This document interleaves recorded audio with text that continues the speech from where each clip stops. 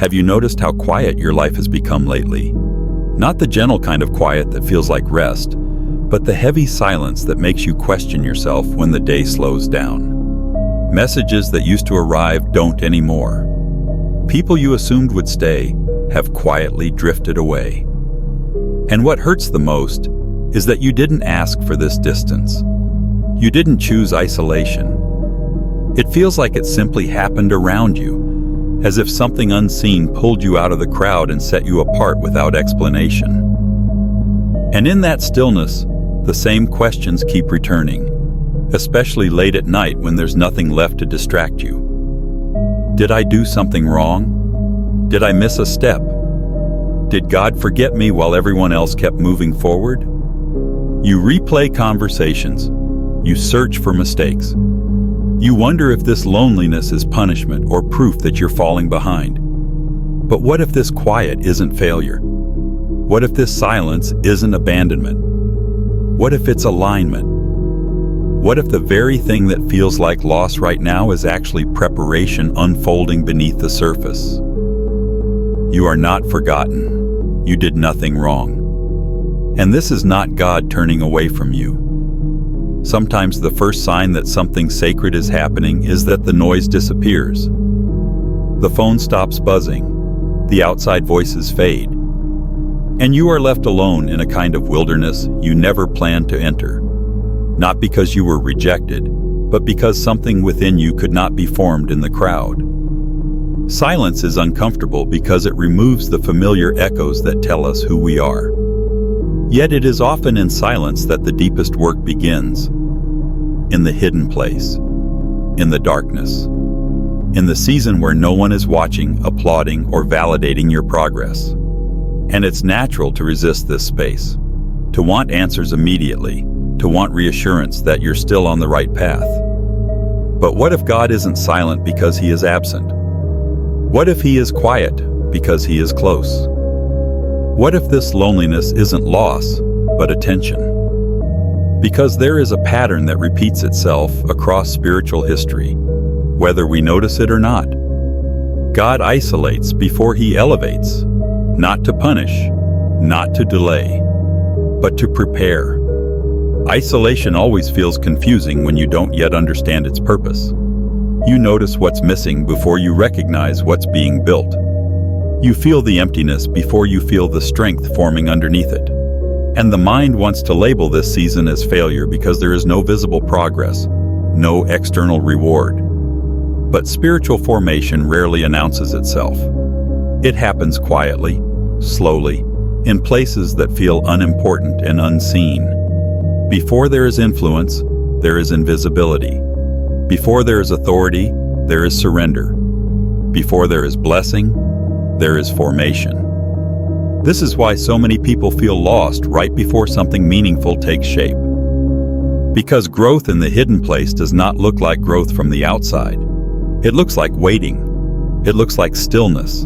It looks like being alone with thoughts you used to drown out with noise. And yet, this is where alignment happens. This is where identity is stripped of performance. This is where you learn who you are without approval.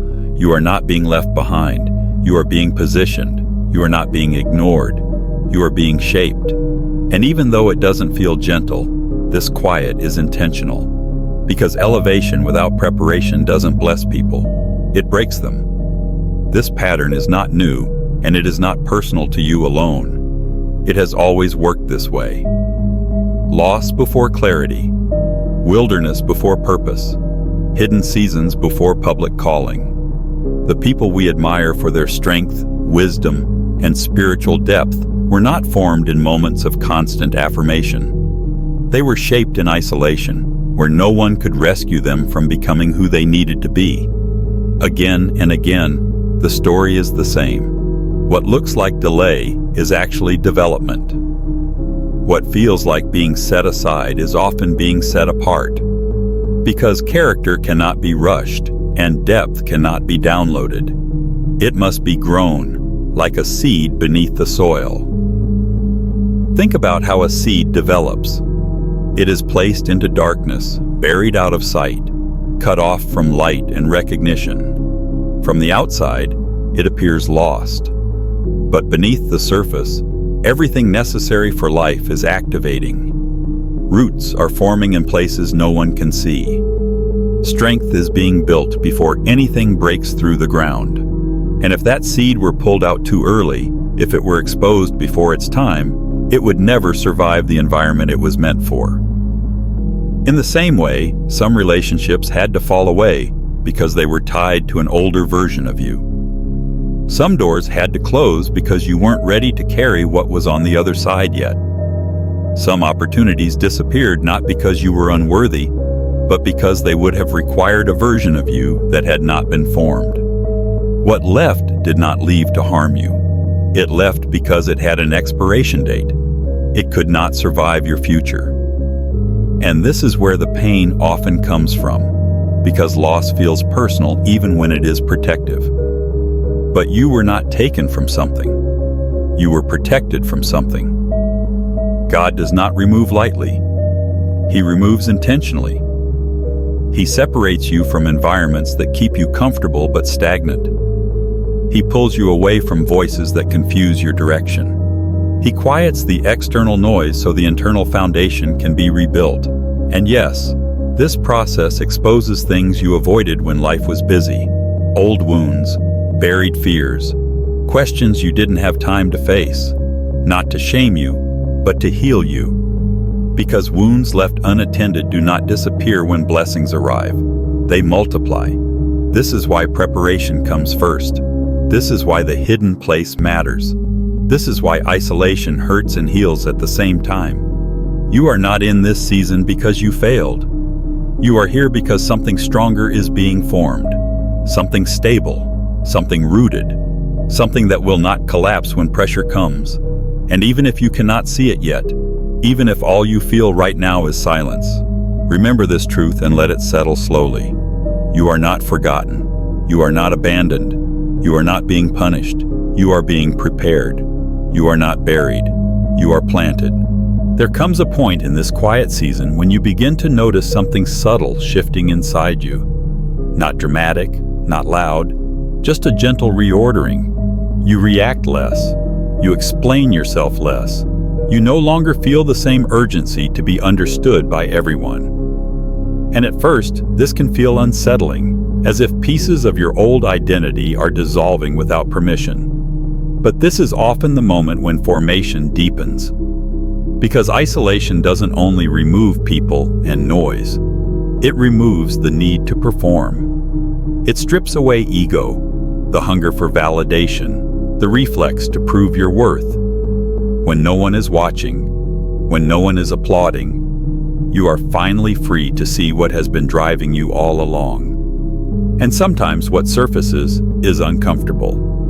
Old pain you thought you had healed, fear you buried beneath productivity, dependence you disguised as loyalty. Busyness has a way of numbing these things. Silence does not. Silence brings them into the light, not to condemn you, but to cleanse you. This is why the wilderness feels confronting. It asks you to sit with yourself without distractions. It asks you to listen rather than react, to observe rather than escape. And slowly, without you forcing it, your inner strength begins to grow. Not the loud kind that demands control, but the quiet kind that can endure pressure without collapsing. This is where resilience is born. This is where faith matures from something borrowed into something owned.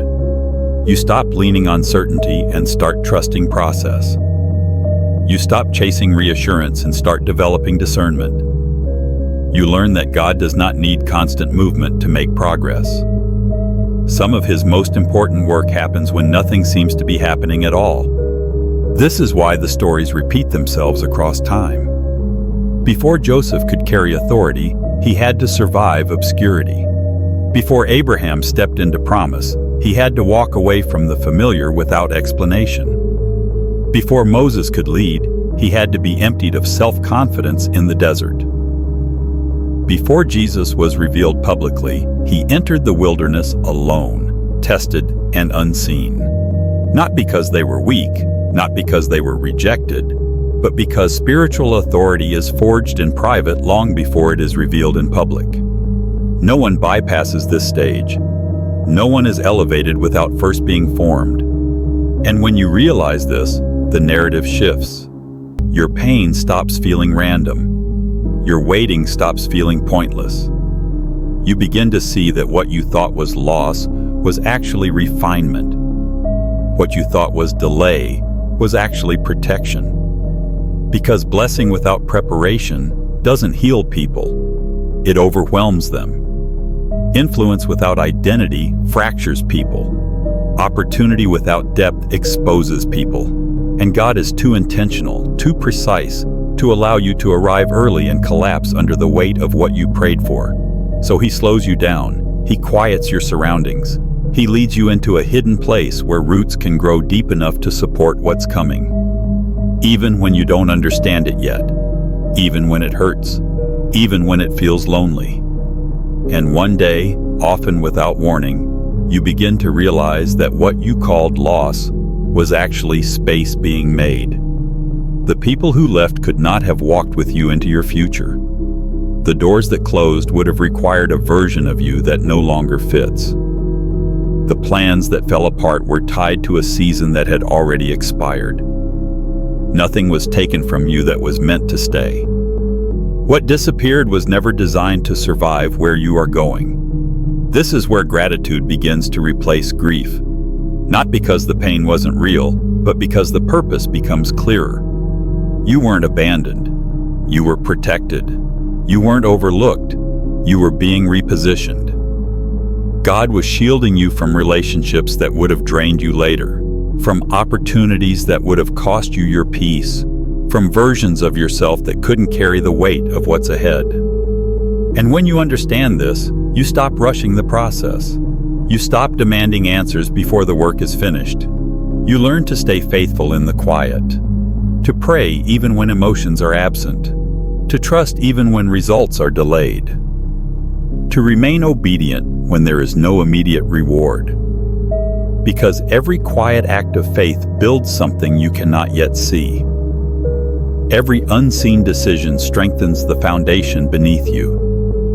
And like a seed in the soil, growth is happening even when the surface looks unchanged. Darkness does not mean death. It means development. Silence does not mean absence. It means intimacy. The hidden place is not a setback. It is a workshop. And when the time is right, when the roots are strong enough, when the structure is ready, elevation will come naturally. Not forced, not rushed. Revealed rather than chased. Until then, remain still. Let the silence do its work. Let the wilderness teach you what comfort never could. Let the darkness strengthen you instead of frightening you. You are not late. You are not behind. You are exactly where formation happens. And when you emerge from this season, you will carry something deeper than success. You will carry stability. You will carry clarity. You will carry a faith that does not collapse when applause fades. So stay patient, stay grounded, stay faithful. This is not punishment. This is preparation. You are not forgotten. You are being formed. You are not buried. You are planted.